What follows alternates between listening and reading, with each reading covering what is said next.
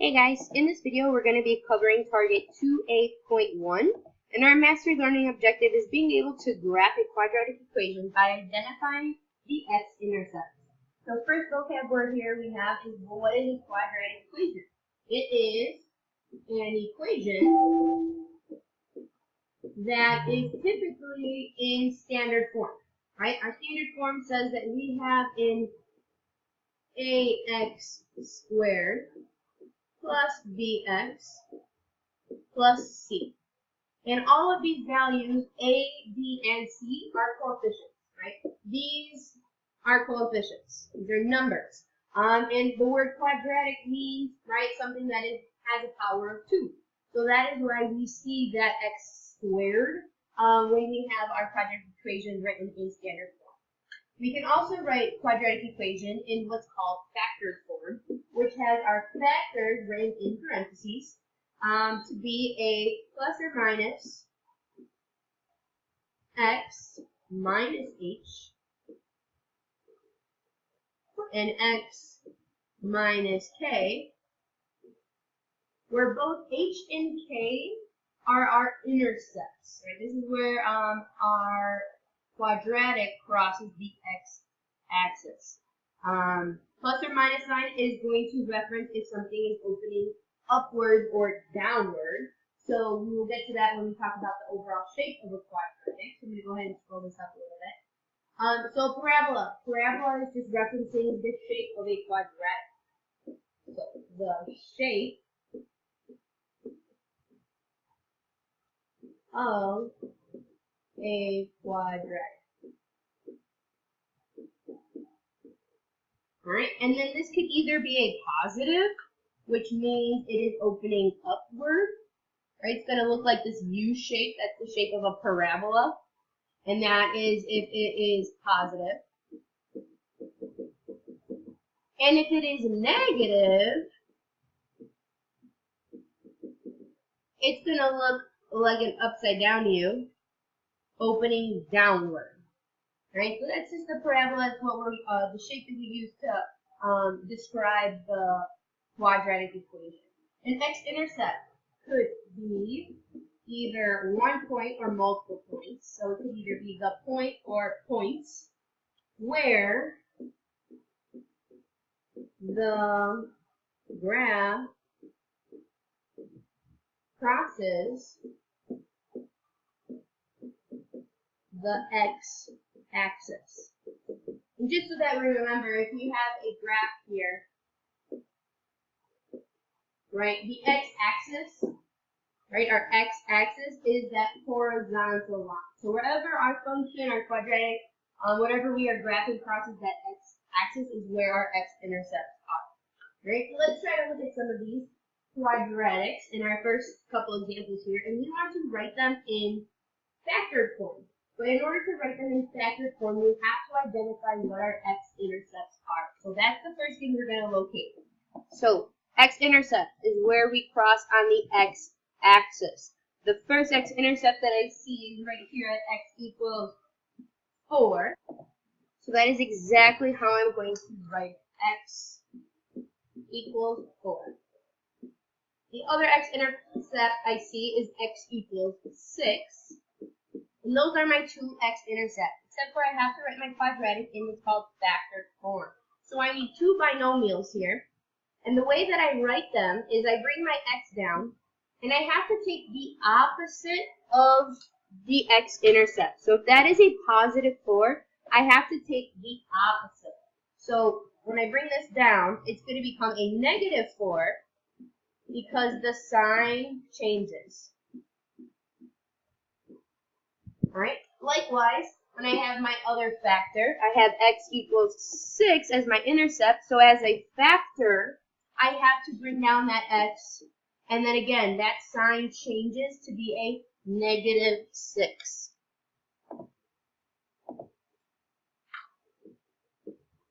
And I can go ahead and close that parentheses, and I also have to check the way that my parabola opens upward. The fact that the parabola was opening upward, right, that is a positive.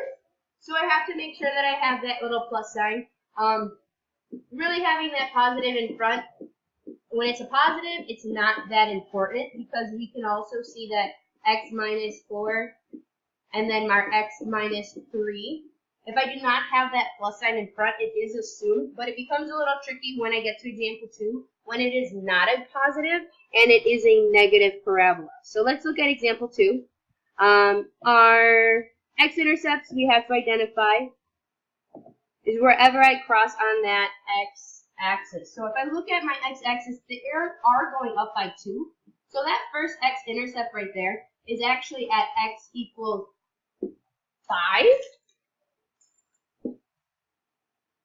Right, so I have x equaling negative 5. And then my other x-intercept is right there at x equaling negative 2.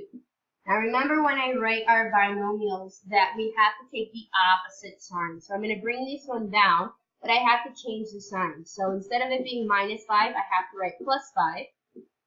As well as instead of writing negative 2, I have to write plus 2. Now I go back to my parabola and I see that it is opening downward, right? That is a negative parabola, so I have to accommodate that by writing that negative sign in front. All right, this is going downward, so we know that that's going to have a negative. Like example 1, it was going upward, so that is a plus sign. Moving on to example number 3.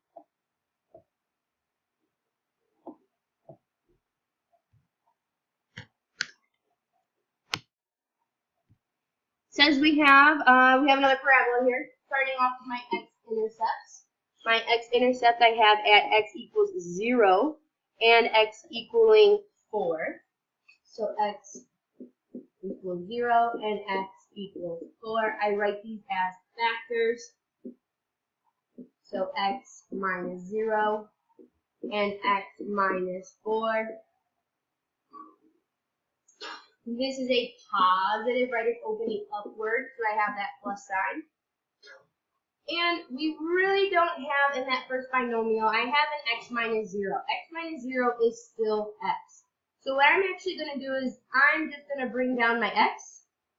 And don't forget my binomial of x minus 4. Because of the fact that x minus 0 is just x, I do not need to write it. And yes, I can bring down that plus sign. It's always nice to see it there. But if we do not have it when it's a positive parabola, that is okay. Example number 4, my x-intercepts, again, these are going up by 2's. So my x is at negative 3. And my other x-intercept is at x equaling 0. So when I write these as factors, I have x plus 3 and x minus 0. This is opening downward, so I have a negative parabola. So negative quantity of x plus 3. That x minus 0 is just x. And typically in our format, we have that x, the one that has a single term. We write it in the front. So I'm going to just bring this x over here in the front and write it as negative x plus, so negative x times the quantity of x plus 3. All right, all I did was I brought that x from the back and pushed it up to the front. All right, next, if you can do me a favor and go ahead and get up and grab your calculator if you don't already have it, and then you can click pause, and when you have it, you can press play again. All right, so looking at example number 5 on the back side, I wrote mine. It's for some reason it ended up on the other page, so we have to roughly sketch what our parabola is going to look like. So there is a couple things that I can already note. I see that negative sign in front, so I know my parabola is going to be opening downward, right? It's going to look like that U upside down. And then I also have to remember that with my x-intercept, I have to change the signs of these two, right? So if you have to write that, right, our signs change, because those are going to be our x-intercepts. If I have that x minus 3, therefore my x-intercept is going to be opposite of that, which is a positive 3. And you can go ahead and graph that positive point right there. But then the graph doesn't like box. Alright, and then our other one is x plus 1, so we have to take the opposite of that and write x minus 1. So that is where my other x-intercept is going to be. Now, I'm not too worried about how big or small I make the graph in this example. I just need a rough sketch of something that is going downward in each of these directions, right? Because it was a negative parabola. So then I can just kind of go ahead and graph a rough sketch of what this would look like. All right, looking at the next example, I have example number 6, which again, my graph is on the other page, so I'm going to go ahead and mark this quickly. It says x plus 6 and x plus 2. Same thing. I see I don't have a sign in front, but I do know that that is a plus sign, which means my graph is going to go upward, which is going to be a U. My x-intercepts, I have to do the opposite of those. So if I have a positive 6, I have to write a negative 6 as an x-intercept, and I can go ahead and graph that point wherever x equals negative 6. And then x equals a negative 2, and I can go ahead and graph that as well. I know it is going to be a positive parabola, so it's going to be pointing upward. And again, I'm not, in this example, it's just a rough sketch so that I know you know what a positive parabola looks like with those two intercepts. Not until we get into the next two examples is where it's going to be really important that you kind of sketch as close as possible to what it looks like actually on our graph. So that's exactly what we're going to do. Next couple of examples is talking about how to use our graph. And there are steps right there to kind of help you through that. If you are ever stuck, please reference these steps. They literally will tell you step by step how to plug it in your calculator, how to get things that we're looking for, which is especially in these examples, we need our y-intercepts. So I'm going to go ahead and pull up my calculator right here. And you probably should turn it on.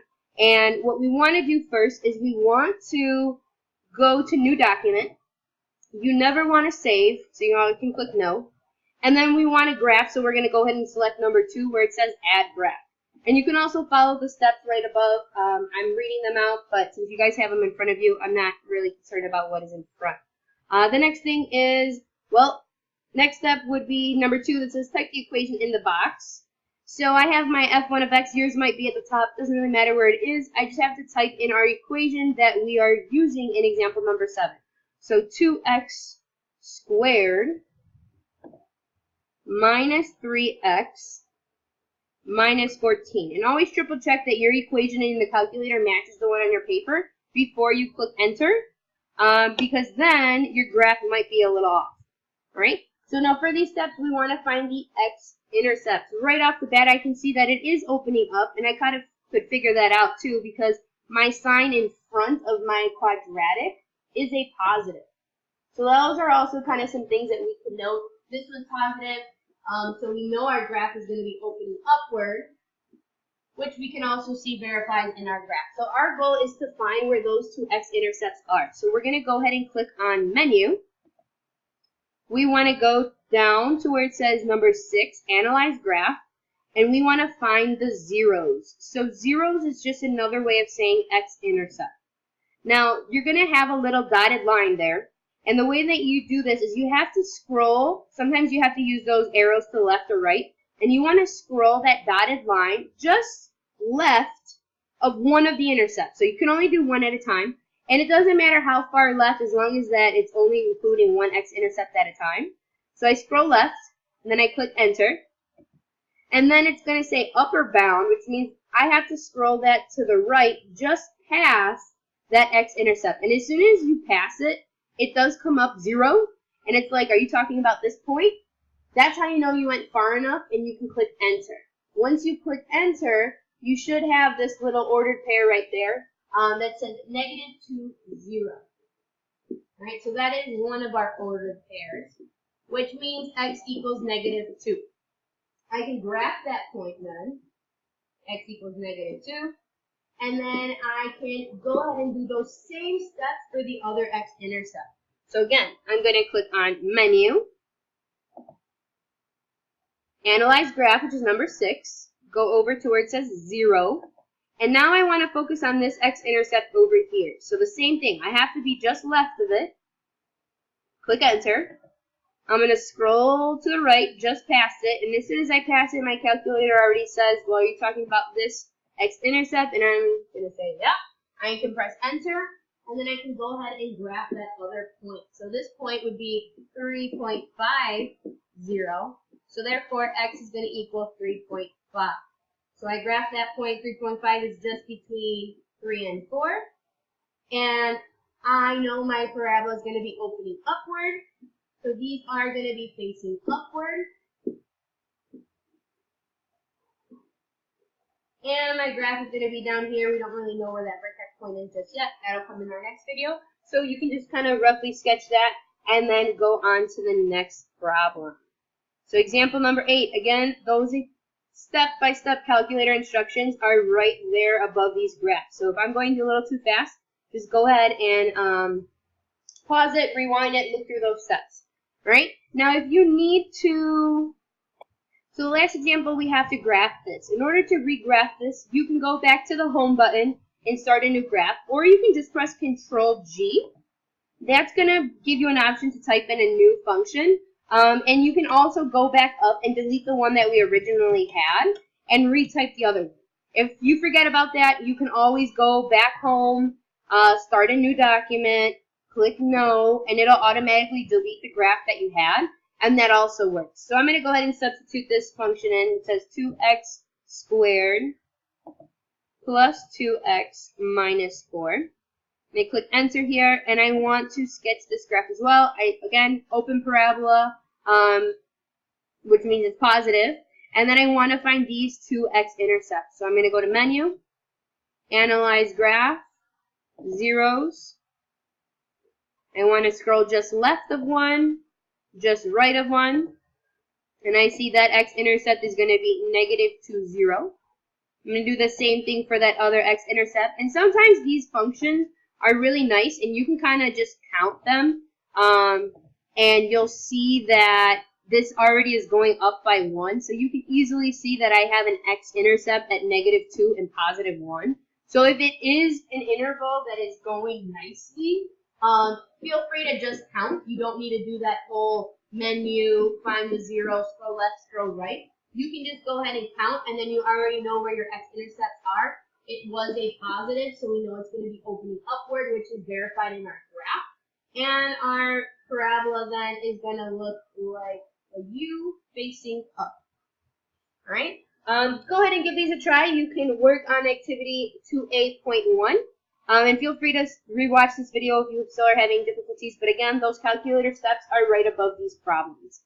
All right, good luck, guys.